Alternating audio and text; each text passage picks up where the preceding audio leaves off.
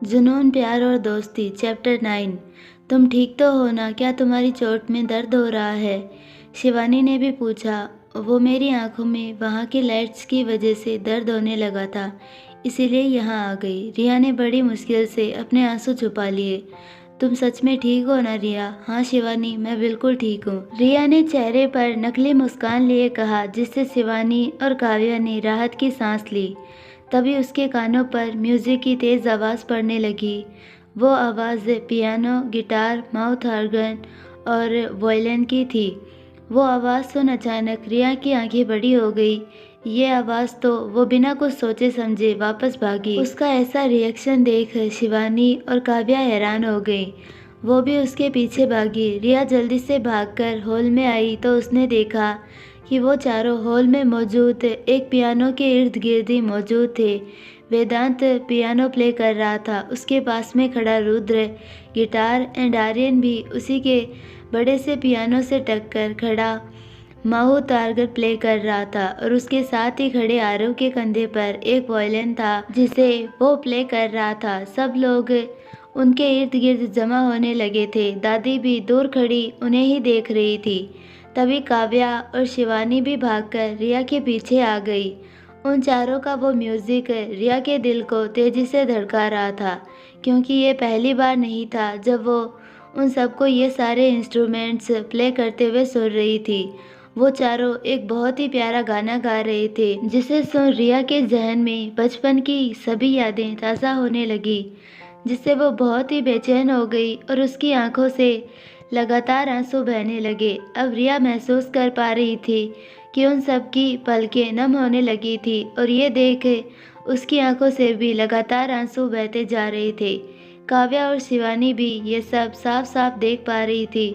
उन्हें समझ नहीं आ रहा था कि रिया जैसी शांत और स्ट्रॉन्ग लड़की बस उनके एक गाने पर रो कैसे रही थी। तभी अचानक वेदांत की नज़र भी रिया पर पड़ी और उसकी आंखों में आंसू देख उसे बहुत अजीब लगा। पर इन सबसे अनजान रिया आंखों में आंसू लिए लगभग 12 साल पहले वाली एक याद में खोई थी। लगभग 12 साल पहले नायरा स्कूल में बहुत ही शांत बैठी थी। आज वो हमेशा की तरह उछल कूद बिल्कुल भी नहीं कर रही थी। उसके चेहरे से ही पता चल रहा था कि आज वो बहुत परेशान और उदास थी।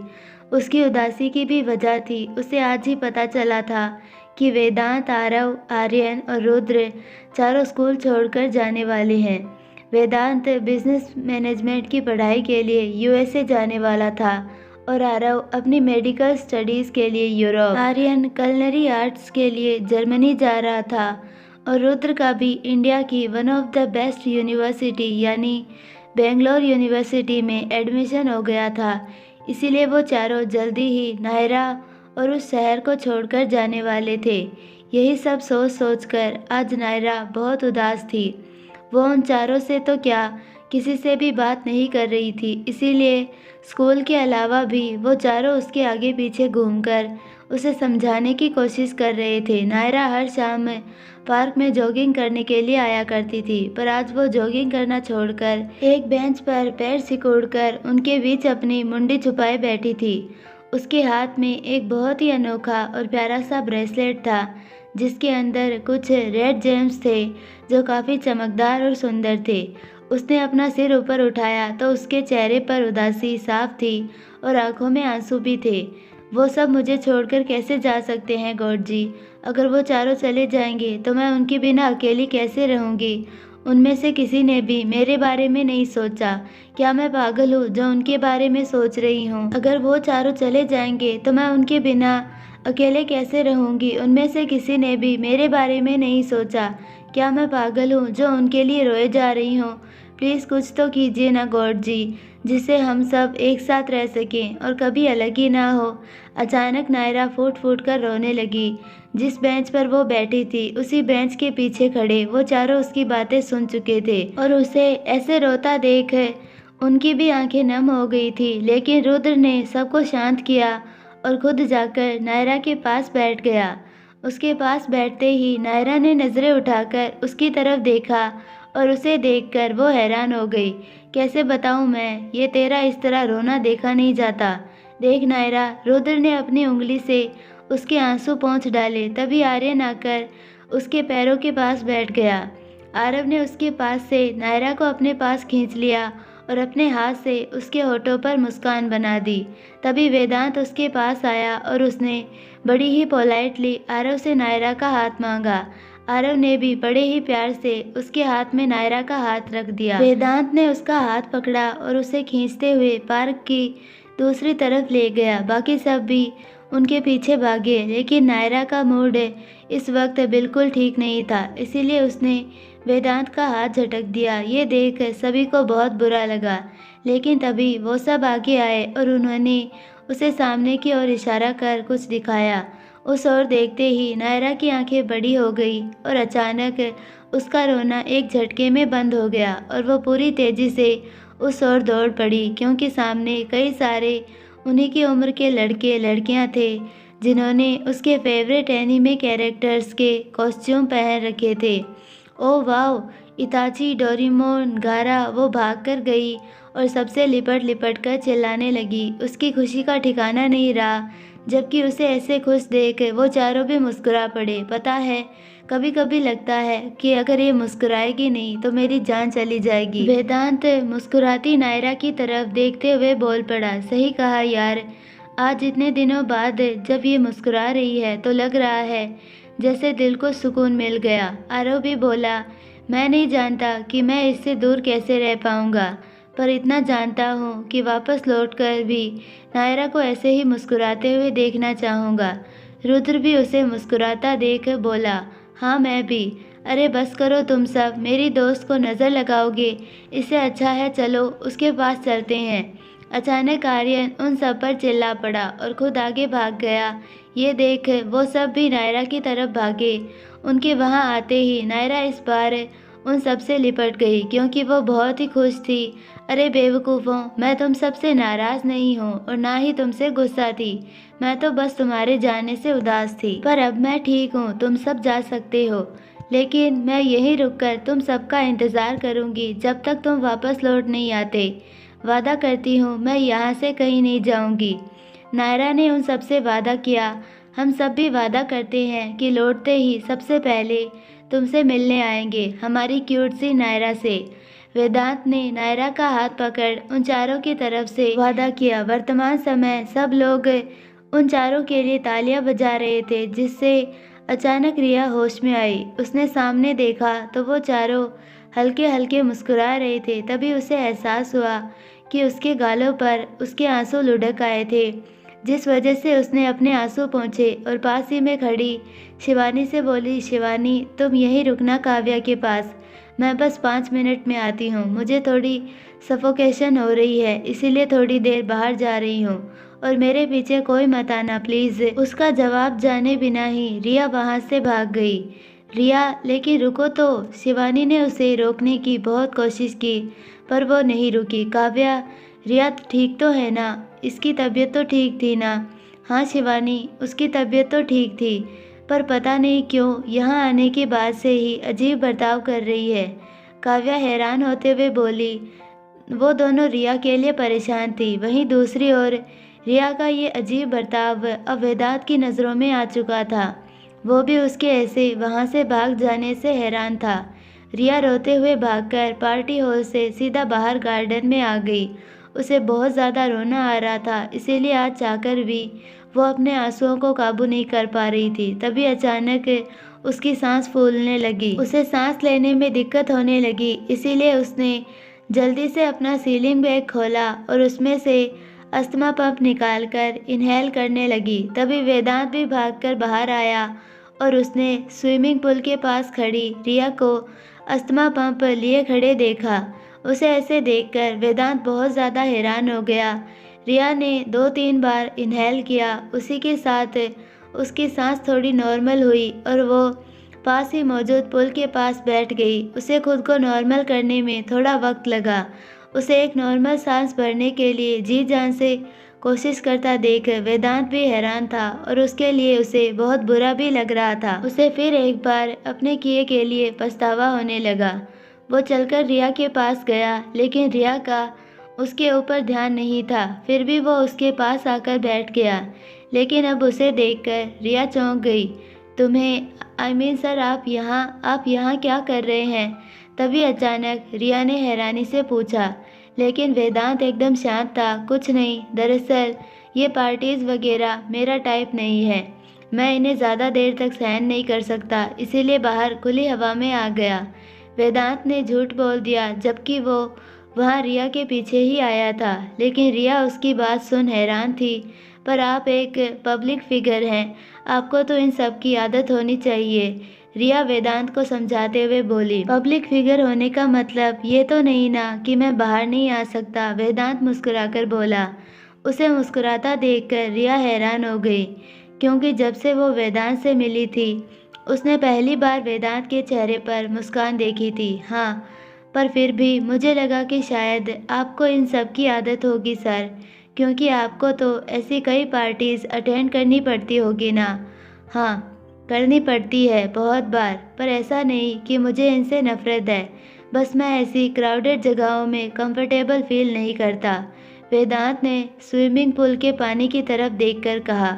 उसकी बात सुन रिया की आंखें फैल गई। ये आज भी वैसा ही है जैसा 12 साल पहले था। तो क्या मैं इसे पहचानने में गलती कर रही हूँ? रिया के मन में अपने आप ही ये ख्याल आने लगे। दूसरी तरफ काव्या, क्या सच में रघुवीर अंकल को लगता है कि तुम अंदर पार्टी हॉल में काव्या के पास खड़ी शिवानी कहते कहते रुक गई। लेकिन उसके सवाल पर काव्या ने उदासी से हाँ में सिर हिलाया। ये सब सही नहीं है काव्या, अब तो मुझे सच में लगता है कि तुम्हें रिया की बातों पर एक बार गौर करना चाहिए। कहीं ऐसा ना हो कि उसके कहे मुताबिक एक दिन तुम्हें अपनी चुप्पी का पछतावा हो। शिवानी की बातें सुनकर काव्या एकदम शांत हो गई। अरे शिवानी बेटा, तुम तो बहुत प्यारी लग रही हो। तभी एक औरत शिवानी के पास आकर रुक गई। Thank you Khanna aunty, Shivani ने उनसे बड़े ही प्यार से कहा। वो औरत शिवानी से बात करने लगी। अरे बेटा शिवानी, आओ मेरे साथ, मैं तुम्हें किसी से मिलाना चाहती हूँ। उस औरत ने शिवानी का हाथ पकड़ा और उसे खींचकर अपने साथ ले जाने लगी, जिससे वो दोनों ही हैरान रह गई। तभी शिवानी ने काव्या का हाथ पकड़ने के लिए अपना हाथ आगे बढ़ाया, पर उसका हाथ उसके हाथ में नहीं आया। काव्या सुनो, तुम यहीं रुको, मैं बस 5 मिनट में आई, शिवानी जाते जाते बोली। उसकी बात सुन काव्या वहीं रुक गई, पर अब वो बिल्कुल अकेली थी और थोड़ी अनकंफर्टेबल भी थी। इसीलिए वो एक कोने में जाकर खड़ी हो गई और वहीं से शिवानी को देखने लगी। तभी मेहमानों से बात करते आरव की नज़र उस पर गई। उसे देखते ही उसके मन में चलते भाव समझ गया और उसकी तरफ बढ़ गया। वो उसके सामने आकर खड़ा हो गया। उसे देखकर बेचारी काव्या भी थोड़ी हैरान हो गई। आप यहाँ क्या कर रहे हैं? वो तुम यहाँ अकेली क्या कर रही हो? और रिया कहाँ है? वो रिया, उसे कुछ ठीक नहीं लग रहा था, इसीलिए वो कुछ देर के लिए बाहर गई है। बाहर? पर क्यों? वो ठीक तो है ना? हाँ वो ठीक है, उसने कहा कि वो जल्दी आ जाएगी, इसीलिए आप उसकी चिंता मत कीजिए, मैं उसी का वेट कर रही हूँ। काव्या की बात सुनकर आरव ने राहत की सांस ली, लेकिन अचानक दोनों के बीच एकदम ही शांति छा गई। इसीलिए आरव ने ही चुप्पी तोड़ते हुए बोला, क्या मैं तुमसे कुछ देर के लिए बात कर सकता हूँ, अगर तुम बुरा ना मानो तो? उसके सवाल पर काव्या ने उसकी तरफ हैरानी से देखा। दूसरी तरफ पार्टी में माया भी अपने दोस्तों के साथ खड़ी थी। उसके हाथ में रेड वाइन का ग्लास था और वो सबसे बातें कर रही थी। Excuse me everyone, I will be back. वो वहाँ से हटी और वेटर को ढूंढने लगी ताकि उसे अपना वाइन का ग्लास पकड़ा सके, क्योंकि उसे वॉशरूम जाना था। वो वेटर को तलाशते हुए पलटी ही थी कि किसी से ज़ोर से टकरा गई और सारी वाइन उसी के कपड़ों में गिर गई। उसकी वाइट ड्रेस लाल हो गई थी। Oh no, I am so sorry, I am so sorry. वो आवाज़ सुनकर माया ने जल्दी से ऊपर देखा तो सामने आर्यन खड़ा था। एक दूसरे को देखकर उन दोनों की आंखें बड़ी हो गई। आर्यन, तुम यहाँ? आई एम रियली सॉरी माया। आर्यन ने अपनी गर्दन झुकाकर तुरंत माफ़ी मांगी, पर उसने देखा कि माया के कपड़े बहुत ही खराब हो गए थे। कोई बात नहीं, मैं भी देखकर नहीं चल रही थी, माया ने भी एकदम शांति से कहा। पर माया रुको 1 मिनट। आर्यन ने तुरंत अपना कोट उतारा और उसके कंधे पर डाल दिया। इससे माया उसे देखती ही रह गई, पर उसने खुद को संभाला और बोली, I think I have to go to the washroom, let me help you if you don't mind. Aryan उसके साथ जाने लगा, पर तभी माया बोल पड़ी, नो नो, इसकी कोई ज़रूरत नहीं है आर्यन, तुम जाओ, मैं संभाल लूँगी। प्लीज़ लेट मी हेल्प माया, इतना हक तो है ना मेरा तुम्हारी ज़िंदगी में कि मैं तुम्हारी मदद कर सकूं। उसकी बात सुनकर माया एकदम से चुप हो गई और उसने हाँ में सिर हिलाया। आर्यन उसे कवर करते हुए वॉशरूम की तरफ बढ़ गया, लेकिन माया अब अपनी चोर नज़रों से उसे देख रही थी। इधर शिवानी ने किसी तरह उस औरत को टाला और काव्या के पास जाने लगी। थैंक गॉड, खन्ना आंटी भी ना, उनका मुंह बंद होने का नाम ही नहीं लेता। उनकी वजह से मुझे बेचारी काव्या को अकेला छोड़ना पड़ा। बेचारी कब से परेशान हो रही होगी, किसी को जानती भी नहीं है यहाँ पर। शिवानी खुद से ही बड़बड़ाते हुए तेजी से काव्या की तरफ जाने लगी, लेकिन जल्दी जल्दी में कॉरिडोर से गुजरते वक्त उसका पैर हाई हील्स की वजह से ट्विस्ट हो गया और वो नीचे गिरने ही वाली थी कि किसी ने उसे थाम लिया। पर डर के मारे शिवानी की आंखें बंद हो गई थी। खुद को सही सलामत पाकर उसने आंखें खोली तो सामने रुद्र को देखकर उसकी आंखें फटकर बाहर आने को हो गई। रुद्र के दोनों हाथ उसकी कमर के इर्द गिर्द लिपटे हुए और वो उसके बेहद करीब था। उसे अपने इतने करीब पाकर शिवानी का पूरा चेहरा अचानक से लाल हो गया। Are you okay? रुद्र ने जैसे ही उससे पूछा, शिवानी की धड़कन और तेज हो गई। मैंने पूछा, क्या तुम ठीक हो? इस बार रुद्र ने उससे फिर से पूछा, पर शिवानी बस आंखें फाड़कर उसे ही देख रही थी। उसके ऐसे रिएक्शन देखकर रुद्र को उसकी चिंता होने लगी। कहीं ये पागल तो नहीं हो गई, मुझे ऐसे ईगल की तरह क्यों देख रही है? रुद्र शिवानी को देखते हुए अपने मन में बोला, क्या ये रुद्र है? ये मेरे सामने रुद्र है? क्या रुद्र ने मुझे छुआ? उसके हाथ मेरी कमर पे थे। ये कोई ज़रूर सपना है। हाँ, ये सपना ही हो सकता है, पर अगर ये कोई सपना है तो मैं चाहती हूँ कि ये कभी ख़त्म ही ना हो। मैं ज़िंदगी भर ऐसे ही रह सकती हूँ। शिवानी के दिमाग में अपने आप ये ख्याल आने लगे। हे, क्या हुआ तुम्हें? तुम ठीक तो हो ना? तुम्हारा चेहरा लाल हो रहा है, तुम्हारी तबीयत तो ठीक है? रुद्र ने उसे एक हाथ से पकड़ा और अपने दूसरे हाथ से शिवानी के चेहरे को छूते हुए पूछा, लेकिन उसके छूने से शिवानी को ऐसा झटका लगा कि वो अचानक सीधा बेहोश ही हो गई। उसे बेहोश हुआ देखकर रुद्र बहुत घबरा गया। हे, हेलो, एक्सक्यूज़ मी, क्या हुआ तुम्हें? रुद्र ने उसके चेहरे को छूकर उसे उठाने की कोशिश की, पर कोई फ़ायदा नहीं हुआ। उसने देखा कि अचानक शिवानी के चेहरे पर ढेर सारा पसीना आ गया था। इसीलिए उसने शिवानी को धीरे से अपनी गोद में उठा लिया और पास ही में मौजूद बालकनी की तरफ ले गया। उसने शिवानी को जल्दी से वहाँ रखे काउच पर लेटा दिया और जल्दी से जाकर पानी लाया। उसने शिवानी के चेहरे पर पानी के हल्के छींटे डाले और उसी के साथ शिवानी ने अपनी आंखें खोली। हे, क्या तुम ठीक हो ना? फिर से एक बार रुद्र को सामने देखकर शिवानी की आंखें बड़ी हो गई, पर वो उठने की कोशिश करने लगी। ये देखकर रुद्र आगे आया और उसने उसे उठने में मदद की। तुमने बताया नहीं, तुम ठीक हो? क्या मैं डॉक्टर को बुलाऊं? तुम यहाँ किसके साथ आई हो, मुझे बताओ, मैं उन्हें बुलाकर लाता हूँ। रुद्र परेशान होकर बोल रहा था। नहीं नहीं, इसकी ज़रूरत नहीं है। शिवानी की प्यारी और सहमी हुई आवाज़ सुनकर रुद्र का दिल कुछ पल के लिए धड़का, क्योंकि वो नज़रें झुकाकर बात कर रही थी। तुम बेहोश कैसे हो गई थी, बताओ? पता नहीं, पर अब मैं चलती हूँ। आपका बहुत बहुत धन्यवाद। शिवानी गर्दन झुकाए ही बोली और वहाँ से उठकर भागने लगी, क्योंकि रुद्र के सामने वो बहुत ही असहज हो रही थी। पर वो 2 कदम आगे बढ़ाते ही उसके पैर में बहुत दर्द हुआ, जिससे वो रुक गई। अचानक दर्द की वजह से शिवानी के मुंह से चीख निकल गई। उसके चिल्लाने से रुद्र भागकर उसके पास आया और उसने उसे सहारा दिया। स्लो डाउन, तुम ठीक हो ना? रुद्र का हाथ अपने कंधे पर देखकर एक बार फिर शिवानी का चेहरा पूरी तरह किसी टमाटर जैसा लाल हो गया था। दूसरी तरफ आर्यन वॉशरूम के बाहर खड़ा माया का इंतज़ार कर रहा था, जबकि वॉशरूम के अंदर मौजूद माया अपनी ड्रेस को साफ कर रही थी और गर्दन पर गिरी वाइन को भी। कुछ देर बाद वॉशरूम का दरवाज़ा खुला तो आर्यन चलकर आगे आया, लेकिन जैसे ही उसने बाहर आई माया को देखा, उसकी आंखें बड़ी हो गई। दरअसल जल्दी जल्दी में माया अपनी गर्दन पर लगा पानी पहुंचना ही भूल गई थी। जिस वजह से उसकी गर्दन से लेकर उसके गाउन के डीप नेक तक जाती पानी की बूंदें साफ नजर आ रही थी। उन्हें देखकर आर्यन के गाल अचानक से लाल हो गए। उसने अपनी मुट्ठियां भींच ली। वो काफ़ी ज़्यादा असहज हो गया था। क्या हुआ आर्यन, सब ठीक तो है? माया का सवाल सुनकर आर्यन ने जल्दी से अपनी जेब से रुमाल निकाला और उसे माया की तरफ बढ़ाते हुए बोला, ये ले लो। लेकिन उस रुमाल को देखकर माया थोड़ी हैरान हो गई। वो तुम्हारी गर्दन पर पानी लगा है। आर्यन अपनी नज़रें चुराते हुए बोला। लेकिन उसकी बात सुनकर माया ने जैसे ही अपनी ओर देखा, वो थोड़ी झेंप गई। ओह वो! बस जल्दी जल्दी में माया ने जल्दी से वो रुमाल लिया और अपनी गर्दन पर लगी पानी की बूंदें पोंछ डाली। Thank you. माया ने वो रुमाल उसे वापस कर दिया। तो क्या हम बाहर चले? आर्यन ने पूछा, जिस पर माया ने हाँ में सिर हिलाया।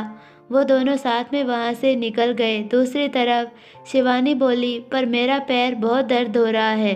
काउच पर बैठी शिवानी दर्द से करा रही थी। तभी रुद्र उसके पैरों के पास बैठ गया। ये देखते ही उसकी आंखें बड़ी हो गई। मुझे दिखाओ। रुद्र ने उसका पैर आगे किया और उसकी हील को उतार दिया। लगता है मोच आ गई है, रुद्र ने उसके पैर को देखकर कहा, क्योंकि उसके पैर में सूजन आ गई थी। पर रुद्र के पैर छूने भर से शिवानी के रोंगटे खड़े हो गए थे। उसने काउच को कसकर पकड़ लिया था। मैं इसे ठीक कर सकता हूँ, पर तुम्हें थोड़ा पेशेंस रखना होगा। वो शिवानी की तरफ देखकर बोला, ठीक है, आई विल मैनेज। वो काउच के कवर को कसकर पकड़ते हुए बोली, ओके देन, बस चिल्लाना मत, वरना सारे मेहमान यहाँ जमा हो जाएंगे। रुद्र मुस्कुराते हुए बोला, अरे यार, ये मुस्कुराते हुए कितना प्यारा लगता है। शिवानी के मन में अपने आप ही ये ख्याल आ गया।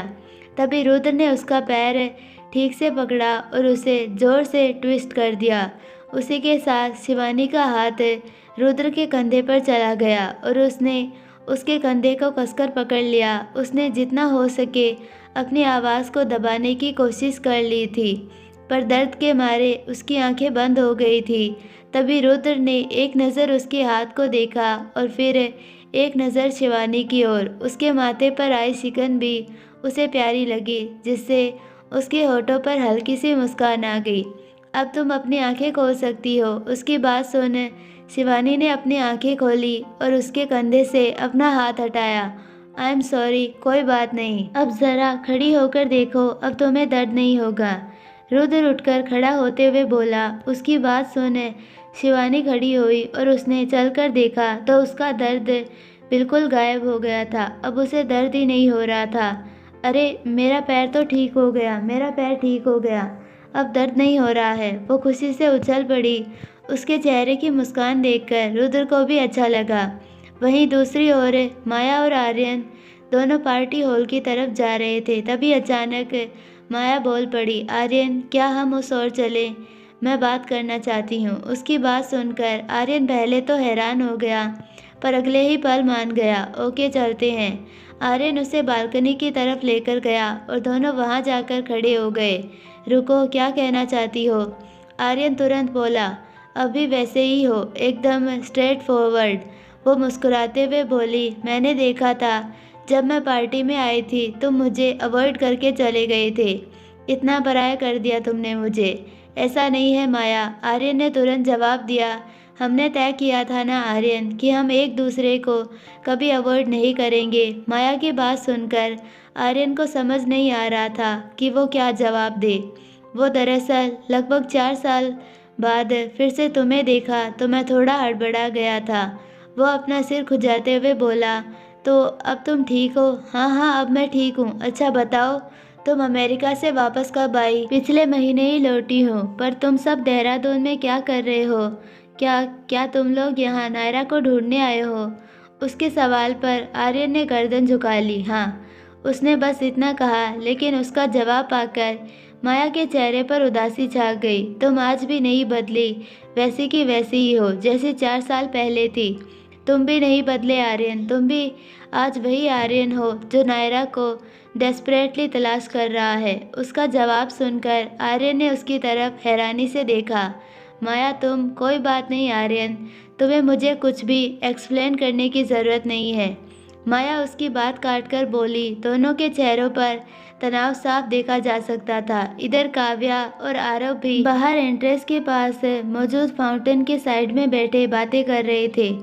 देखो काव्या, मैं जानता हूँ कि मेरा कोई हक नहीं है तुम्हारी ज़िंदगी में इंटरफेयर करने का, पर मैं एक डॉक्टर हूँ और इस मेकअप के पीछे छुपे जख्मों को भी अच्छे से देख सकता हूँ। आरव की बात सुनकर काव्या ने उसकी तरफ चौंक कर देखा, पर अगले ही पल अपनी नज़रें भी झुका ली। मैं ये सब तुमसे उसी दिन कहना चाहता था जिस दिन हम मिले थे, पर उस दिन कह नहीं पाया। मैं अच्छी तरह जानता हूँ कि ये सब इतना आसान नहीं होगा तुम्हारे लिए, पर यह सब सहना सही नहीं है। मैं जानती हूँ। तभी काव्या बोल पड़ी, अगर ऐसा है तो क्यों तुम ये सब? क्योंकि मैं डरी हुई हूँ। मेरा इस दुनिया में मेरे पापा के अलावा कोई नहीं है। अगर मैंने उनके खिलाफ आवाज़ उठाई तो वो मुझे जान से मार देंगे। यह सुनते ही आरव की आंखें हैरानी से बड़ी हो गई। मार देंगे? ऐसे कैसे मार देंगे? वो ऐसा कैसे कर सकते हैं तुम्हारे साथ? हाँ, वो मुझे मारने से पहले 1 मिनट के लिए भी नहीं सोचेंगे। वैसे भी वो मुझे अपनी बेटी नहीं मानते। यह सब कहते हुए काव्या की आंखों में आंसू आ गए। Kavya, are you kidding me? तुम जानती भी हो कि तुम क्या कह रही हो? मैं अच्छे से जानती हूँ, तभी मैंने उनके खिलाफ आवाज़ उठाने की हिम्मत नहीं की कभी। वो मुझे मारने से पहले एक बार भी नहीं सोचेंगे। यह तो बिल्कुल ठीक नहीं है। तो फिर तो तुम्हें उनके साथ हरगिज़ नहीं रहना चाहिए। ऐसे तो अगर किसी दिन उन्होंने तुम्हें कुछ कर दिया तो। आरव की बात सुनकर काव्या रोने लगी। Kavya, hey Kavya, please don't cry, okay? तुम्हें इस बारे में कुछ करना चाहिए। तुम्हें पुलिस के पास जाना चाहिए। तुम्हें उनके खिलाफ कंप्लेंट करनी चाहिए। Police will take care of it. Aarav उसे समझाते हुए बोला, पर उसकी बात सुने काव्या ने उसकी तरफ हैरान होकर देखा। ये आप क्या कह रहे हैं? क्या आप जानते हैं कि मेरे पापा कौन हैं? काव्या की बात सुनकर आरव ने उसकी तरफ हैरानी से देखा। इधर रिया और वेदांत दोनों पुल के पास शांति से बैठे थे। ना ही रिया कुछ कह रही थी और ना ही वेदांत। इसीलिए वेदांत ने ही चुप्पी तोड़ते हुए कहा, तुम बाहर क्यों आई? वो दरअसल मुझे अंदर सफोकेशन हो रही थी, इसीलिए बाहर आ गई खुली हवा में। अच्छा, तो क्या तुम सच कह रही हो? वेदांत के सवाल पर रिया ने उसकी तरफ चौंक कर देखा। आपको ऐसा क्यों लगता है कि मैं झूठ बोल रही हूँ? मैंने ऐसा तो नहीं कहा। वैसे क्या मैं तुमसे कुछ पूछ सकता हूँ? हाँ कहिए। ये हार्ट प्रॉब्लम, ये तुम्हें कब से है? अचानक वेदांत का सवाल सुनकर रिया थोड़ी सी हड़बड़ा गई। वो दरअसल जब मैं छोटी थी तब मेरे साथ एक एक्सीडेंट हुआ था, तब से। रिया ने झूठ बोल दिया। ओह अच्छा, और ये अस्थमा, ये भी तभी से है? रिया ने फिर से झूठ बोला, पर अब दोनों ने फिर से शांत हो गए। दोनों को ही समझ नहीं आ रहा था कि वो आगे क्या कहे, पर वेदांत के इतना पास होने से रिया का दिल तेजी से धड़क रहा था। वेदांत रिया को देखते हुए बोलता है, मैं भगवान जी से प्रार्थना करूंगा कि तुम्हारी बीमारी जल्दी ठीक हो जाए। लेकिन वो सुनकर रिया हल्की सी हंस पड़ी। ये देखकर वेदांत हैरान हो गया, पर इसमें हंसने वाली कौन सी बात है जो तुम इस तरह से हंस रही हो? गॉड? Which God? मेरी बीमारी में आपका वो गॉड क्या कर सकता है? ये सुनते ही वेदांत की आंखें बड़ी हो गई। अपना दर्द हम खुद ही महसूस कर सकते हैं बस, और कोई नहीं। वो पत्थर की मूर्ति क्या किसी का दर्द महसूस करेगी? क्या तुम्हें भगवान पर भरोसा नहीं? बिल्कुल नहीं। उसके चेहरे के गुस्सैल भाव देखकर वेदांत हैरान रह गया। पहले मैं भी ऐसा ही सोचता था, पर मेरी दोस्त ने मुझे भगवान पर भरोसा करना सिखा दिया। उसने मुझे बताया कि भगवान हमेशा हमारे साथ अच्छा ही करते हैं। तभी रिया फिर से बोली, शायद वो बेचारी जानती नहीं होगी कि भगवान जी जैसी कोई चीज़ इस दुनिया में नहीं है। अचानक ही उसके चेहरे पर उदासी छा गई। वेदांत उसे चाहकर भी समझ नहीं पा रहा था। दूसरी तरफ आरव, क्या क्या कहा तुमने? तुम्हारे पापा एक पुलिस ऑफिसर हैं? आरव हैरानी से उठ खड़ा हुआ, लेकिन काव्या ने गर्दन झुकाए रोते हुए हाँ में सिर हिलाया, जिससे आरव की हैरानी का ठिकाना ना रहा। तो फिर एक ऑफिसर होकर वो अपनी बेटी के साथ ऐसा कैसे कर सकते हैं? तुम उनकी बेटी हो, कोई क्रिमिनल नहीं जो वो तुम्हारे साथ ये सब कर रहे हैं। उनके गुस्से से कोई नहीं बच सकता। काव्या भी रोते हुए बोली।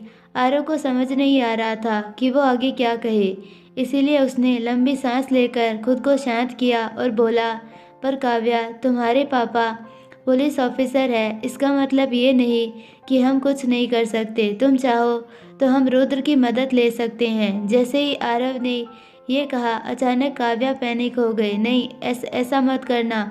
मैं नहीं चाहती कि इससे मेरी दिक्कतें और बढ़े। मैं अंदर जा रही हूँ, शायद रिया लौट आई होगी, वो मुझे ढूंढ रही होगी। काव्या ने अपने आंसू पोंछे और वहाँ से भाग गई। पर फिर एक बार उसने ऐसे पीठ दिखाने से आरव को बिल्कुल अच्छा नहीं लगा। तभी उसने वहाँ से जाती काव्या की तरफ मुड़कर देखा तो उसकी आंखें बड़ी हो गई। वहाँ से कुछ कदम आगे बढ़ते ही अचानक काव्या रुक गई थी, क्योंकि उसके ठीक सामने कोई ऐसा इंसान खड़ा था जिसे देखकर उसकी रूह कांप गई थी।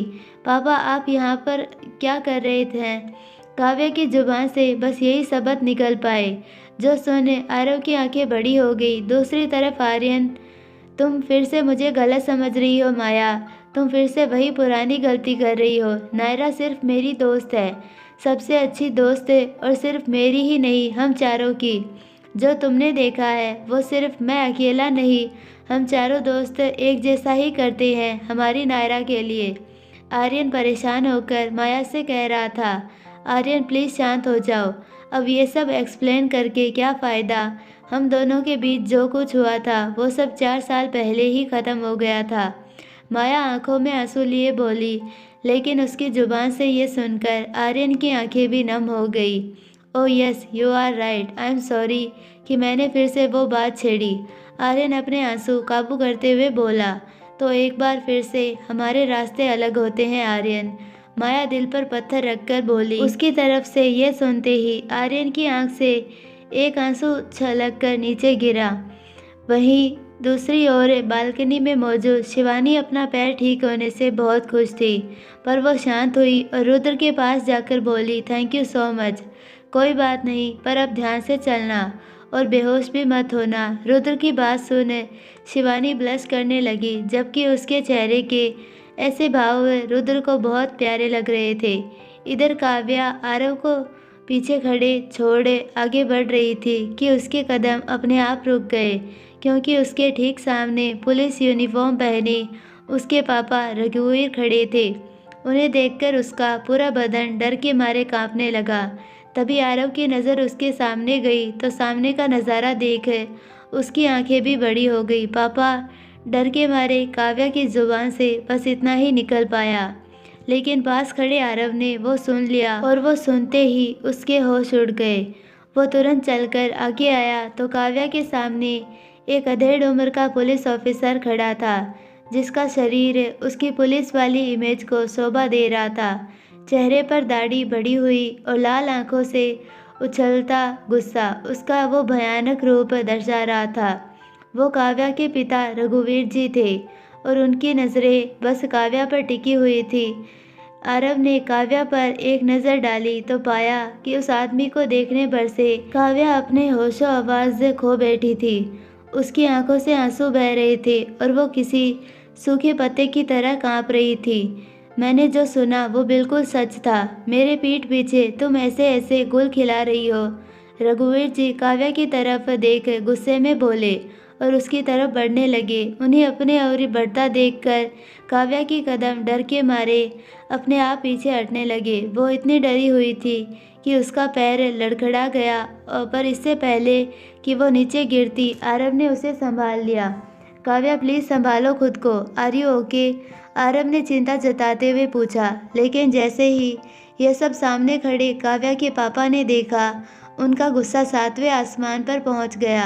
अब तो काव्या भी ये बात समझ गई, इसीलिए उसने झट से अपने ऊपर से आरव के हाथ हटाए और उससे दूर हो गई। तभी उसके पिता उसके सामने आकर खड़े हो गए और उन्होंने पास ही में खड़े आरव की तरफ नज़र उठाकर देखा, लेकिन आरव भी उनकी आंखों में आंखें डालकर देख रहा था, क्योंकि वो मन ही मन उनसे बहुत गुस्सा था।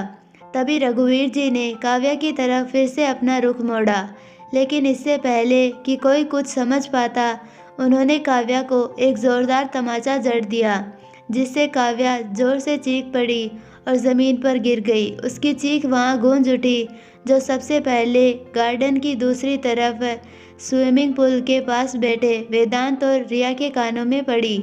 वो आवाज़ सुनकर दोनों ही हैरान हो गए। ये आवाज़ तो काव्या की आवाज़ है, रिया बोल पड़ी और बिना कुछ सोचे समझे घबराकर वहाँ से उठी और आवाज़ की तरफ भागी। यह देखकर वेदांत भी उसके पीछे भागा, क्योंकि वो समझ गया था कि ज़रूर कुछ हुआ है। ऊपर अलग अलग बालकनी में खड़े रुद्र, शिवानी और माया, आर्यन ने भी वो आवाज़ सुनी। वो सब पार्टी से दूर थे, इसीलिए उन सबके कानों पर उस चीख की हल्की आवाज़ पड़ी थी, जिससे सबने हैरान होकर बालकनी के नीचे झांककर देखा तो फाउंटेन के पास का नज़ारा देखकर उनकी आंखें बड़ी हो गई। वो देख पा रहे थे कि कोई पुलिस यूनिफॉर्म पहना आदमी काव्या के बाल पकड़कर उसे खड़ा कर रहा था और आरव उसे रोकने की कोशिश कर रहा था। काव्या, आर्यन की जुबान पर अपने आप उसका नाम आ गया, जिससे माया ने भी उस ओर देखा, लेकिन आर्यन बिना रुके वहां से नीचे की तरफ भागा। माया भी बिना देर किए उसके पीछे गई। रघुवीर अंकल बालकनी में खड़ी शिवानी के भी काव्या के पापा को देखकर होश उड़ गए थे। वो तो काव्या है, लेकिन वो आदमी कौन है? रुद्र हैरानी से बोला। वो मेरी दोस्त काव्या है और वो उनके पापा है। वो उसे मार डालेंगे। शिवानी घबराहट के मारे बोल गई और वहाँ से भाग खड़ी हुई, लेकिन उसकी बात सुने रुद्र बहुत ही हैरान हो गया। मार डालेंगे? आखिर इसका क्या मतलब हुआ? वो भी उसके पीछे भागा। यही है ना वो जिसके साथ अपना मुंह काला कर रही है तू?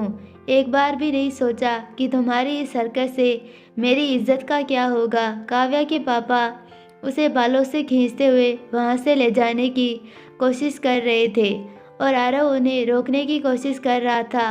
पापा पापा, आई एम सॉरी, काव्या ने रोते हुए बस इतना ही कह पा रही थी।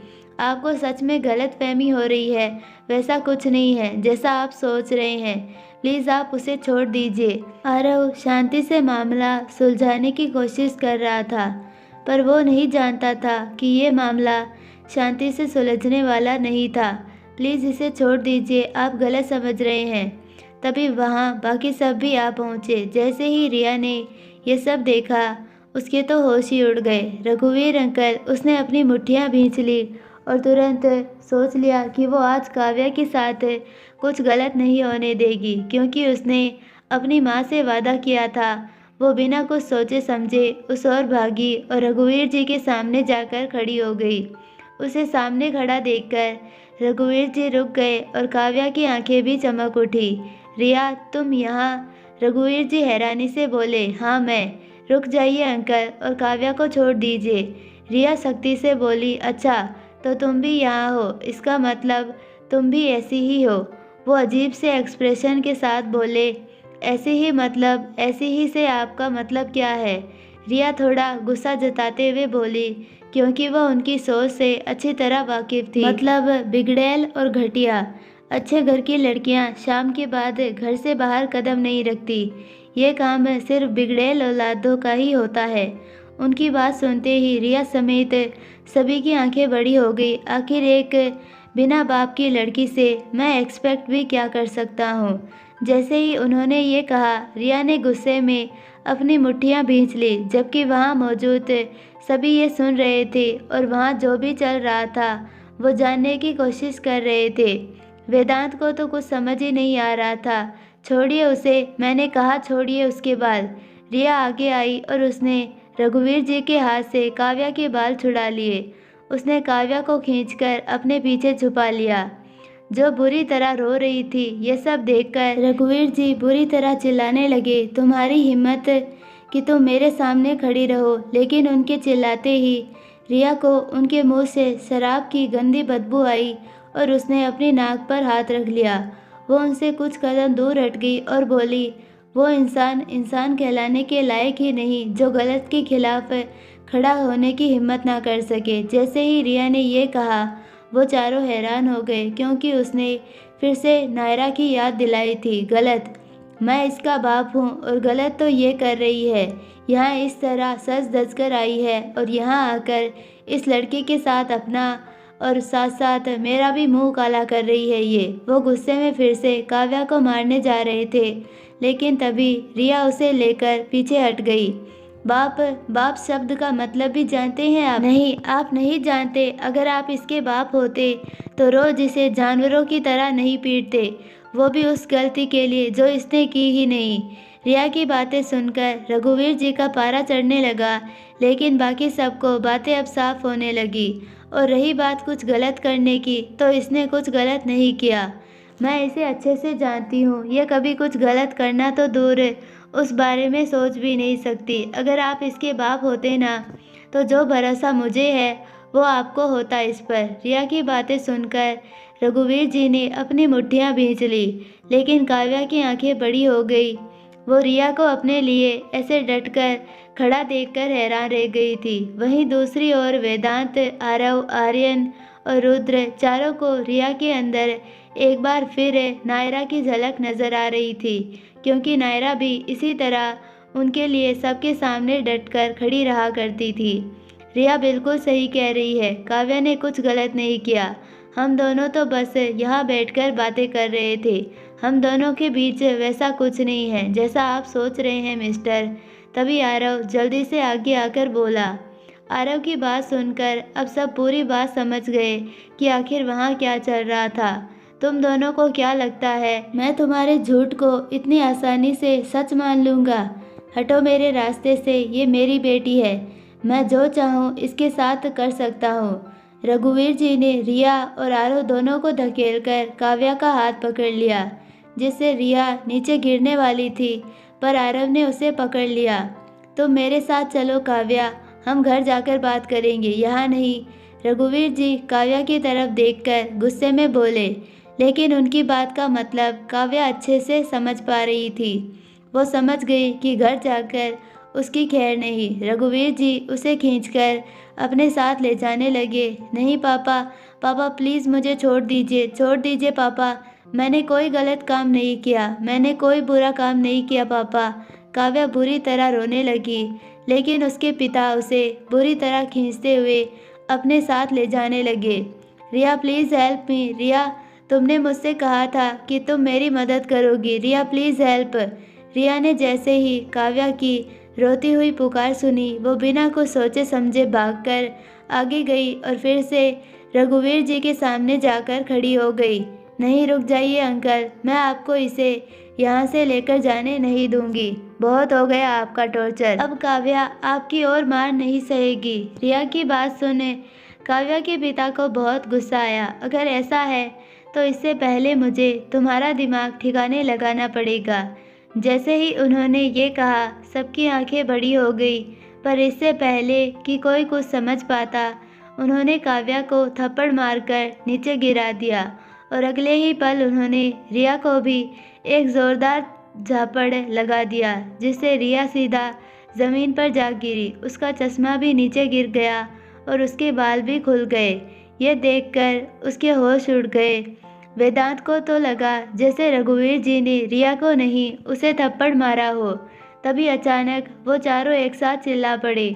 अब चारों का गुस्सा फूट पड़ा। वो भागकर रघुवीर जी के पास आए और रुद्र, आर्यन दोनों ने पीछे से आकर उन्हें कसकर पकड़ लिया, जबकि आरव ने जाकर काव्या को संभाला और वेदांत रिया के पास गया। काव्या, काव्या आरी होके उठो, उठो प्लीज़। आरव ने काव्या को किसी तरह उठाकर खड़ा किया, पर वो बुरी तरह रो रही थी और उसके चेहरे पर रघुवीर जी की उंगलियों के निशान भी बन गए थे। हे रिया, तुम ठीक हो ना? वेदांत भी रिया के सामने बैठ गया और उससे पूछने लगा। तभी रिया ने खुद को संभालते हुए ऊपर देखा और अपने लंबे बालों को चेहरे के सामने से हटाया। वेदांत ने देखा कि रिया के गाल पर रघुवीर जी की उंगलियों के निशान बन गए थे और साथ ही उसके होठों से खून भी निकल रहा था। जैसे ही रिया ने वेदांत की तरफ नज़र उठाकर देखा, उसकी आंखों से आंसू बहने लगे। उसके आंसू देखते ही वेदांत को ना जाने क्या हुआ, पर उसका गुस्सा 7वें आसमान पर पहुंच गया। उसने गुस्से में अपनी मुट्ठियां भींच ली। शिवानी भागकर रिया के पास आई और माया काव्या के पास गई। वो उन दोनों को संभालने लगी। तभी रघुवीर जी की चिल्लाहटों ने उन सबका ध्यान अपनी तरफ खींच लिया। छोड़ो मुझे, छोड़ो, मैंने कहा। वो रुद्र और आर्यन के हाथों से छूटने के लिए छटपटा रहे थे। उन्हें देखते ही वेदांत के सब्र का बांध टूट गया। वो उठकर खड़ा हुआ और सामने जाकर सीधा उनके चेहरे पर एक जोरदार घूंसा जड़ दिया। ये सब देखकर सबके होश उड़ गए। रिया भी ये देखकर हैरान रह गई। माया और शिवानी भी ये सब देखकर हैरान थे, क्योंकि वेदांत के बस एक घूंसे से बेचारे रघुवीर जी की नाक से खून निकल आया था। तभी रिया शिवानी की मदद से उठकर खड़ी हो गई। अगली बार अगर किसी लड़की पर हाथ उठाने की कोशिश की ना तो जान ले लूँगा मैं तुम्हारी। वेदांत गुस्से में उबलते हुए उसे उंगली दिखाकर बोला, तुम्हारी इतनी हिम्मत कि तुमने मुझ पर हाथ उठाया, एक ऑन ड्यूटी पुलिस ऑफिसर पर। रघुवीर जी ने जैसे ही ये कहा, वेदांत उन्हें और मारने जा रहा था। ये देखकर आर्यन ने रघुवीर जी को रुद्र के सहारे छोड़ वेदांत को रोकने तुरंत आगे आया। वेदांत वेदांत प्लीज़ रुक जाओ, शांत हो जाओ। उसने वेदांत को पकड़ लिया। क्या शांत हो जाओ? कब से हम सब चुपचाप देख रहे हैं, तो इसे लग रहा है कि हम कुछ कर नहीं सकते। ये मेरी हिम्मत देखना चाहता है ना, तो रुको, मैं इसे अभी दिखाता हूँ। वेदांत गुस्से में छटपटाने लगा, पर वेदांत ने उसे कसकर पकड़ रखा था। प्लीज़ प्लीज़ शांत हो जाओ वेदांत, ये सब मत करो। आर्यन कह ही रहा था कि तभी रघुवीर जी चिल्लाने लगे, मैं कहता हूँ छोड़ दो मुझे। काव्या, तुम्हारी वजह से आज यहाँ मेरी जो बदनामी और बेइज्जती हुई है, मैं उसे कभी नहीं भूलूंगा। इसकी भरपाई तुम्हें ही करनी पड़ेगी। वो काव्या को धमकी देते हुए बोले। उनकी वो गुस्सैल आंखें देखकर काव्या इस कदर डरी कि उसके पैर लड़खड़ा गए, पर आरव ने उसे संभाल लिया। उसकी ऐसी हालत देखकर आरव को भी रघुवीर जी पर बहुत गुस्सा आया। Rudra, I think you should handle this. वो रुद्र से बोला कि रुद्र को भी उसकी बात बिल्कुल सही लगी, इसीलिए उसने रघुवीर जी के दोनों हाथ तो छोड़े और उनके सामने आकर खड़ा हो गया। तो तुम एक पुलिस ऑफिसर हो? हाँ। तो क्या ये वर्दी मैंने मजाक के लिए पहनी है? तभी रघुवीर जी गुस्से में बोले, अच्छा तुम जानते हो कि मैं कौन हूँ? मुझे कोई फर्क नहीं पड़ता कि तुम कौन हो। काव्या के पिता काव्या की आंखों में देख बोले, लेकिन फ़र्क पड़ना चाहिए, क्योंकि मैं इस शहर का नया एसीपी हूँ, assistant commissioner of police Rudra D'Souza. जैसे ही रघुवीर जी ने रुद्र की बात सुनी, उनकी आंखें बड़ी हो गई। एसीपी? यस। अगर तुम अपनी भलाई चाहते हो तो अभी और इसी वक्त यहाँ से चलते बनो, वरना मुझे ना चाहते हुए भी तुम्हारे खिलाफ सख्त एक्शन लेनी होगी। तुम्ही ने कहा था ना कि तुम एक ऑन ड्यूटी ऑफिसर हो, तो ऑन ड्यूटी होकर इस तरह किसी रेप्यूटेटेड पर्सन की प्राइवेट प्रॉपर्टी में बिना परमिशन दाखिल होकर तमाशा करने के लिए मैं तुम्हें इसी वक्त सस्पेंड करवा सकता हूँ। रुद्र गुस्से में बोला, लेकिन यह सब सुनकर रघुवीर जी का गुस्सा और बढ़ गया। अब मैं समझा, तुम सब के सब एक ही थाली के चट्टे बट्टे हो। मेरी बेटी को बिगाड़ने में किसी एक का नहीं, तुम सबका बराबर का हाथ है। एक एसपी होकर ऐसी घटिया हरकतें करते तुम्हें शर्म नहीं आती? इतने घटिया कैसे हो सकते हो तुम? रघुवीर जी गुस्से में रुद्र की तरफ जाते हुए बोले। उनकी बातें सुनकर रुद्र को बहुत गुस्सा आया। उसने सोच लिया था कि पास आते ही वो उन्हें एक ज़ोरदार गुस्सा जड़ देगा, जिस वजह से उसने अपनी मुट्ठियाँ भींच ली थी। लेकिन जैसे ही वो रुद्र के पास आए, इससे पहले कि रुद्र उन पर हाथ उठाता, शिवानी बीच में आ गई और उसने रुद्र की तरफ आते रघुवीर जी को गुस्से में पीछे धकेल दिया, जिससे रघुवीर जी सीधा ज़मीन पर गिर गए। तुम घटिया इंसान, दूर हटो रुद्र से, वो गुस्से में चिल्लाई। ये सब देख सबके होश उड़ गए। रिया और काव्या की तो आंखें फटकर बाहर आने को हो गई थी, क्योंकि उन्होंने पहली बार शिवानी को गुस्से में देखा था। अक्सर शांत और गुमसुम रहने वाली शिवानी आज गुस्से में उभर रही थी। ये सब उनके लिए बहुत नया था। What do you think you are? हाँ, तुम्हारी हिम्मत कैसे हुई रुद्र से ऐसे बात करने की? अगर इंसानियत का लिहाज नहीं है तो कम से कम इसके ओहदे का तो लिहाज कर लेते। रुद्र इस शहर का एसपी है, तुम्हारी हिम्मत कैसे हुई इसके लिए बुरे शब्द कहने की? और घटिया कैसे कहा तुमने? हाँ, सबसे बड़े घटिया इंसान तो तुम हो, जो अपनी ही बेटी के साथ इतना बुरा बर्ताव करते हो। शिवानी गुस्से में उबलते हुए बोली। रुद्र समेत सभी लोग शिवानी का ये रूप देखकर हैरान थे। रुद्र तो समझ ही नहीं पा रहा था कि शिवानी से वो आज पहली बार मिला था और वो आज उसके लिए इस तरह लड़ रही थी। तुम इसकी दोस्त हो, मैंने देखा है तुम्हें। ये जो कुछ हो रहा है ये सब तुम सबकी मिली भगत है। तुम सबको तो मैं छोड़ूंगा नहीं। रघुवीर जी गुस्से में उठ खड़े हुए और शिवानी की तरफ बढ़ गए। तभी रुद्र ने तुरंत शिवानी का हाथ पकड़ उसे अपने पीछे कर लिया और खुद आगे आ गया। यह देखकर रघुवीर जी अपने आप रुक गए। लगता है कि तुम्हें औरतों पर हाथ उठाने की आदत हो गई है। तुम्हें याद दिलाना पड़ेगा कि एक मर्द से लड़ना क्या होता है। रुद्र अपने कोट का बटन खोलते हुए बोला। यह देखकर आर्यन उसे रोकते हुए बोल पड़ा, स्टॉप स्टॉप रुद्र, मुझे लगा था कि ये बातों से समझ जाएगा, पर यह निहायती ज़िद्दी लगता है मुझे। तुम इस पर हाथ मत उठाओ। तुम्हारी पोस्टिंग अभी अभी हुई है यहाँ और मैं नहीं चाहता कि इसकी वजह से तुम्हारी रेपुटेशन पर कोई भी आँच आए। आई होप आपको ये पार्ट पसंद आया होगा और अगर पसंद आया तो प्लीज़ वीडियो को लाइक, शेयर और चैनल को सब्सक्राइब ज़रूर कीजिए और बेल आइकन नोटिफिकेशन को ऑल पर सेलेक्ट कर दीजिए ताकि हमारी सारी वीडियोज़ की नोटिफिकेशंस आपको मिलती रहे। मिलते हैं नेक्स्ट पार्ट में, तब तक के लिए बाय।